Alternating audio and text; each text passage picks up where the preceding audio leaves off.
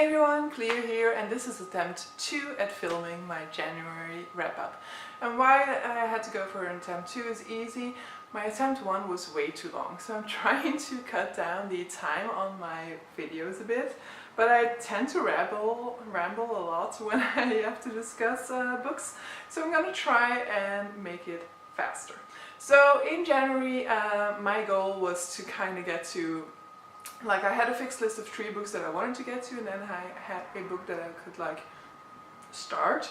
And the idea was really, if I have time left, I'll just take up whatever one. I didn't want to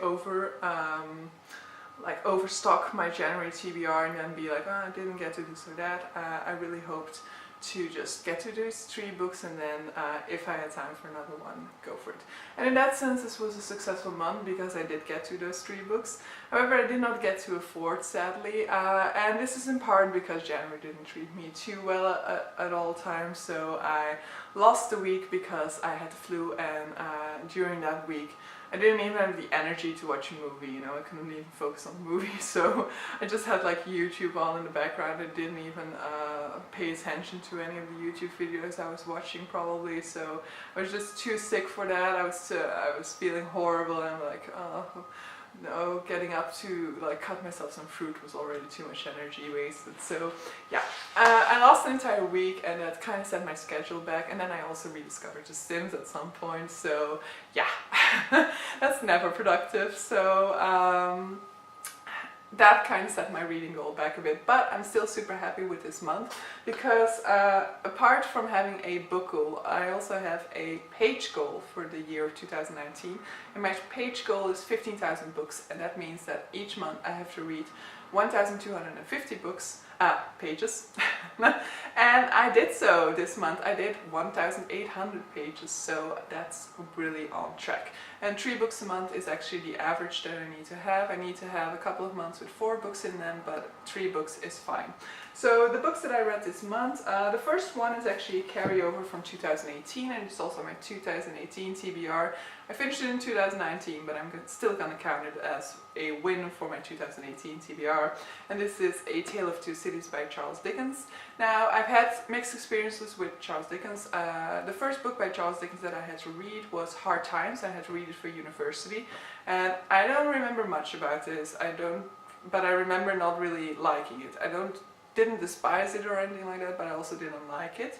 But then when I was doing like in my final year, when I was doing my master's in Western literature, I had to do like a sort of dissertation on a certain subject, and I chose the representation of cities in stories. And for this I took a Charles Dickens book as well, because I took Oliver Twist to represent like how London was being portrayed in literature. And then I really enjoyed Oliver Twist.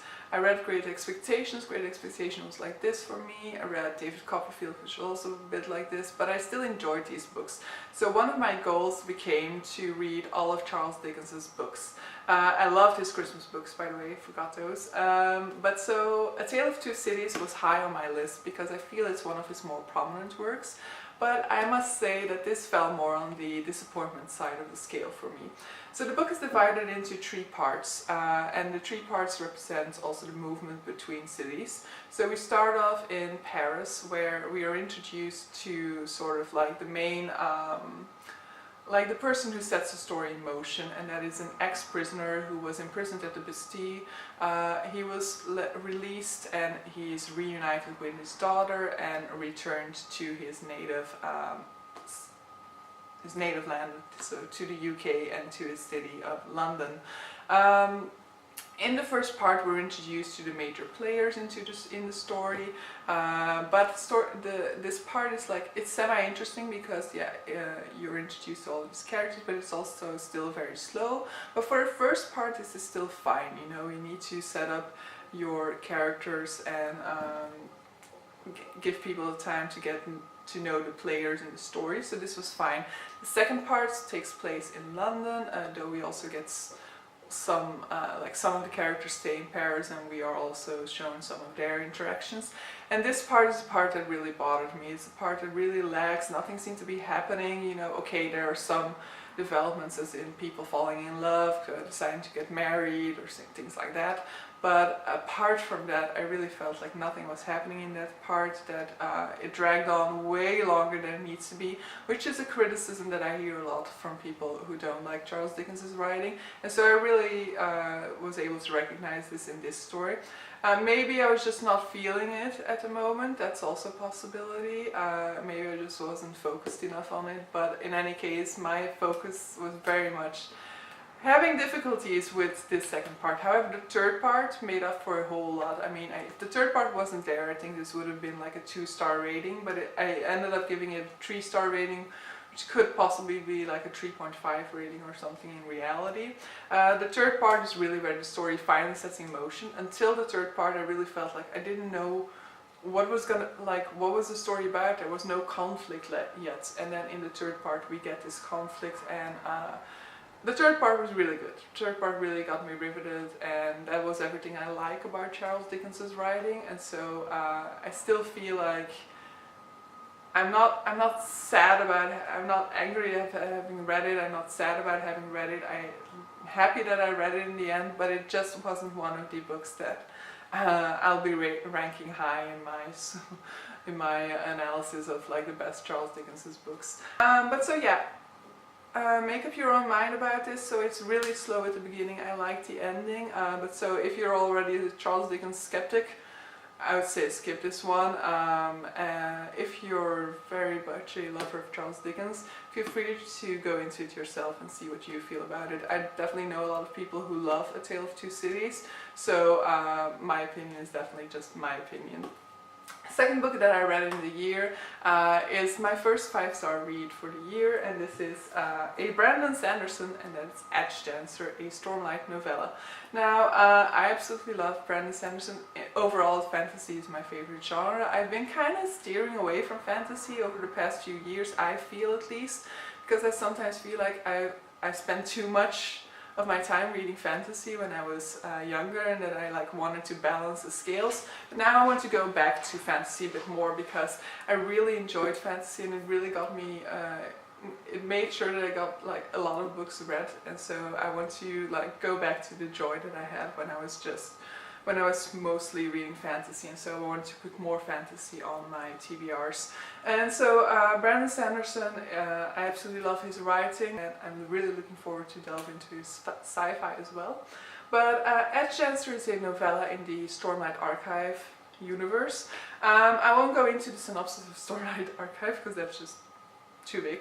But so we are following a character to whom we were introduced in like Stormlight Archive 2, I think. We had like one chapter about this character, and this one chapter is also the prologue in this book. And so we are introduced to the character of Lift, who is, we clearly understand that she is a possible Radiant.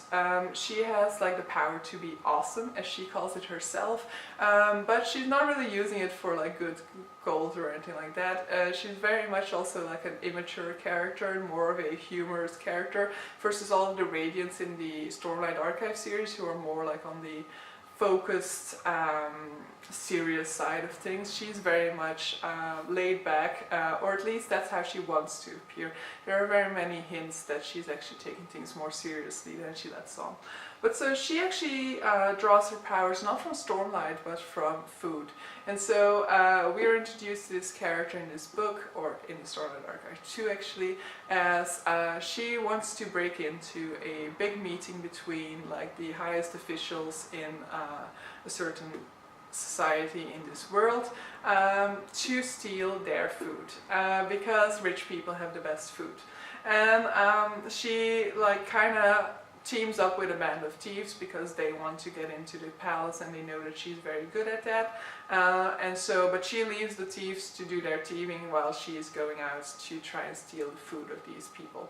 And she is being followed by like a weird character that she refers to as Darkness. And this Darkness is the character who also busts in on her. decides to, and has like an execution order set out for her. And so in this novella we follow Lift as she kind of follows in Darkness's footsteps and goes out to a city in which it's rumored that he is being there, that he is present, even though she says she's only going there for the food. I really enjoyed this book. It has it's very much filled with like Brandon Sanderson's humor. Like Stormlight Archive is always a mix of humor and seriousness, and this is very much more on the humorous side of things. It's very much more light than the Stormlight Archive in its whole is. And yeah, the character of Lift is just very interesting. She's very laid back, she has very nice comebacks to people's remarks and things like that. But at times she also indicates that there's more there, that she's taking things more seriously than she lets on. And I really enjoyed it. I very much loved having this character, getting to follow this character for a novella that is still like almost 300 pages long. Then afterwards, the book that, so this was all read in the first week, by the way, so I had a feeling like coursing through this will ace this month. Then I got the flu, so I was down for a week, and then I had like 2.5 weeks left, 2.5 weeks left to read Oathbringer by Brandon Sanderson. So this is the third book in the Stormlight Archive. I didn't want to get this edition, I wanted the mass market paperback, but this is only coming out in August, and so I decided to switch to the giant paperback edition because when a new book comes out I want to be able to immediately buy it and read it. And so I decided, well, I've only have 2 books in the other edition at this point. There are going to be 13 books in total. This is a perfect time to switch. As you can see, I did quite some annotating. I annotated based on the characters, so yellow is Dalinar, blue is Shallan, and orange is Kaladin. Maybe as you can see, Dalinar is quite prominent in this, and that's because each book in the Stormlight Archive is supposed to center mostly on one character, and this is the Dalinar book. Now, this is probably also the reason why so far this is my least enjoyable Stormlight Archive book.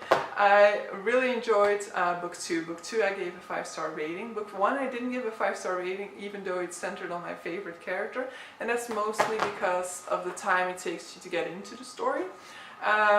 But this one I'd give, like just like the first one, a 4 in Goodreads, but actually like a 4.5 or 4.8 maybe, or something like that.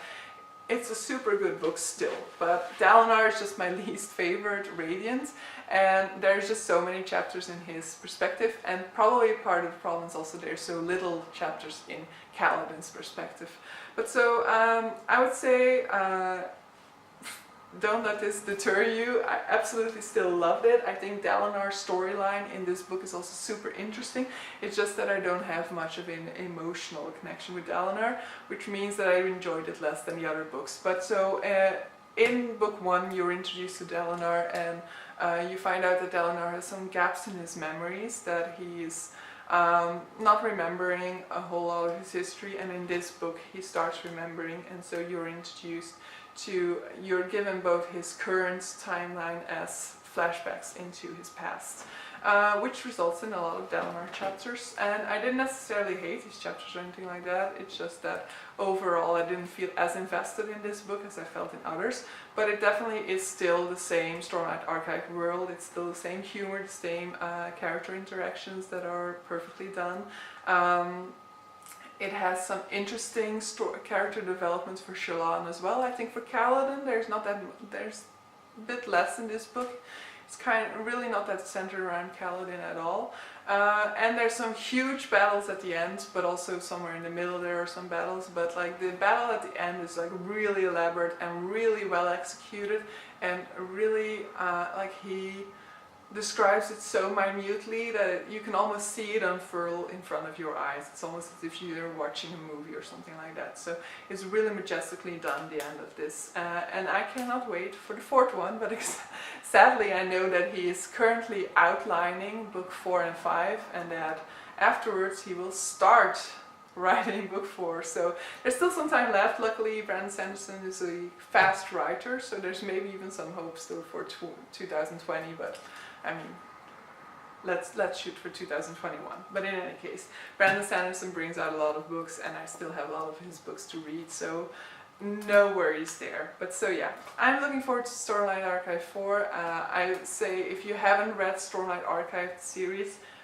do give it a go. Maybe not as your first Brandon Sanderson, I don't know.